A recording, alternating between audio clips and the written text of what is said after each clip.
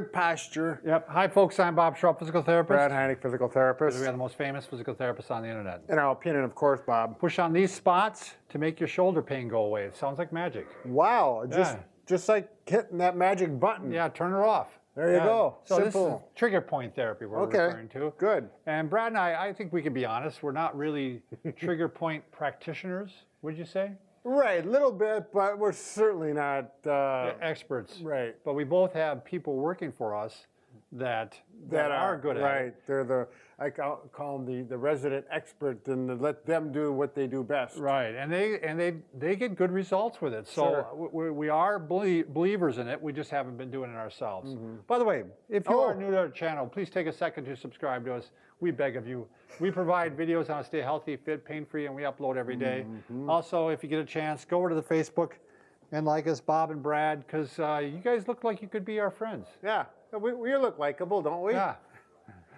All right, so let's talk about this. This work was based on the work of Janet Travell and David Simmons. I'm sorry, both MDs, kind of dedicated their life's work to this. To trigger point. To trigger point. Okay. So they got the textbooks in the area. Sure.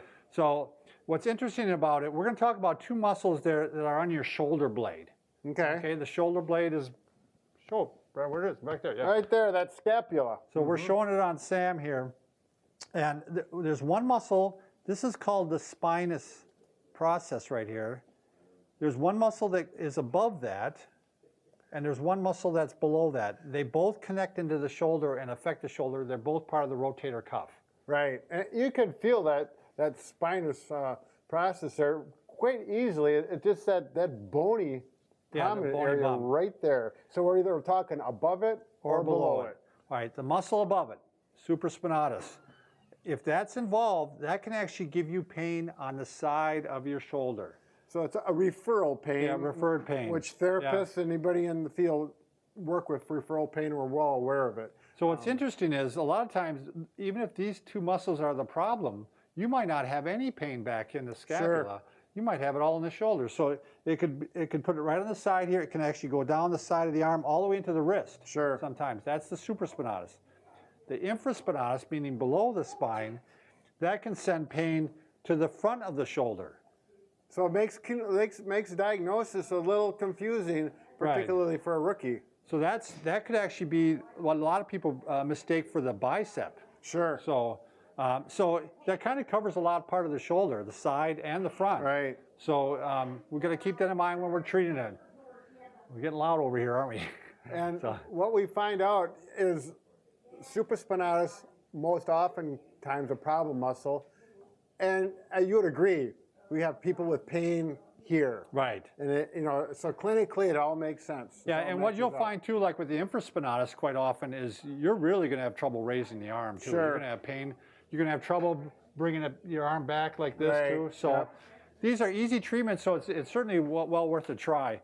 Let's talk about the supraspinatus first. So there's two trigger points, and I outlined them in green here. So I'm actually going to have Sam do the limbo here. Oh yeah, look at him extend. Yeah. So there's one there. Hold on, big guy. And there's one there. So you're going to want to, like Brad said, you're going to want to find that spine, and then you're going to just go right above it. Right. And now what works really well for this is either like the theracane or the back knobber, because it's real easy to get into that spot. Right. Then. So, I find the spine, I go right above it, and I can hit one of the spots. And what you want to do is you want to work that knot, and like 10 to 12 times, just rubbing around, making a circle, trying to get it to dissipate. And you're putting a fair amount of pressure. It's one of those, it's going to be uncomfortable, but it should feel like it hurts so good. And when you're done, it should release and clearly feel better. Yeah, and that's the term, release. I think, we failed to even say what a trigger point is.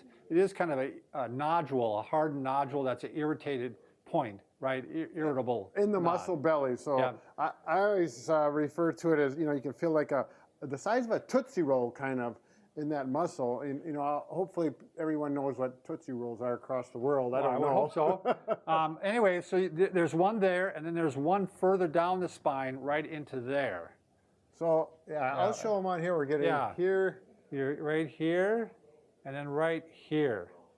And again, you can do these 10 to 12 times. You can do it 2 to 3, 4 times a day. Sure. And work those. You'll know once you start working with it, it'll be pretty clear that. Brad, why don't you show your cane method? Yeah. I mean, if you do have a cane around, you could try a cane, Right. especially on this one. It's Right. almost you can get to. A lot of my patients, you know, I don't say go buy one of those if you already have a hook cane. You know, they work fairly well, particularly for the supraspinatus. It's harder to get to the infraspinatus, which we'll get at in just a little bit. But so you can see where I'm getting there, and it works well. You can pull here. I'm pulling with the cane. You got good leverage.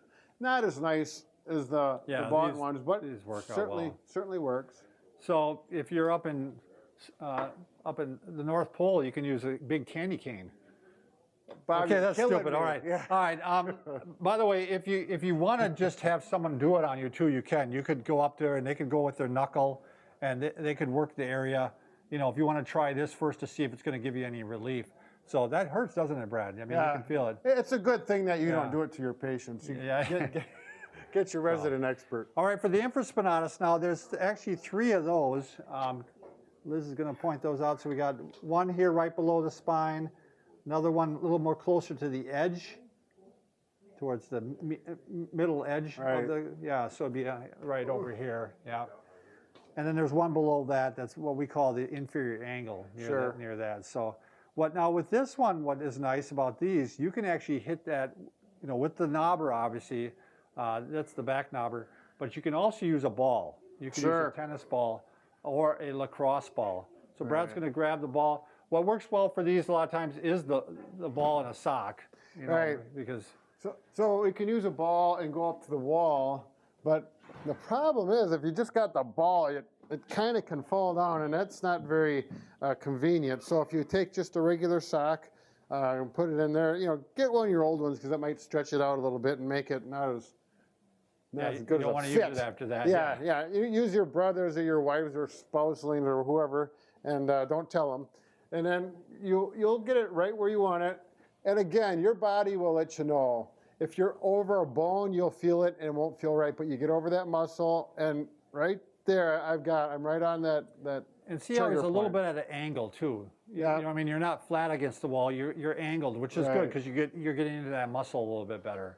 Ooh, yeah. This is actually, it feels good. You know, I don't have any problems. I don't have any particular trigger points, but you still have that point in your muscle, and you'll feel it. And, you know, it's one of those things that hurts so good, it's like, oh, there's still some tension there, even though I'm pretty much asymptomatic. Yeah, and give it a couple days. Don't expect that the shoulder pain is going to go away. But sometimes when you're on those knots, you'll actually feel the pain going into the shoulder. You get that, that referral. So you know, give these a try. You can use the Pure Wave too, but that actually Alex is using it right now. But the Pure Wave is a little bit tougher to get to that area, I think. Well, unless someone else is doing it for you. Right, if somebody else is doing it for you. Then you're clear.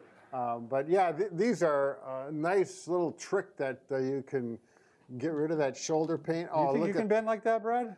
Well, yeah. Watch this. Yeah. All right. Maybe not. Thanks, everybody, for watching.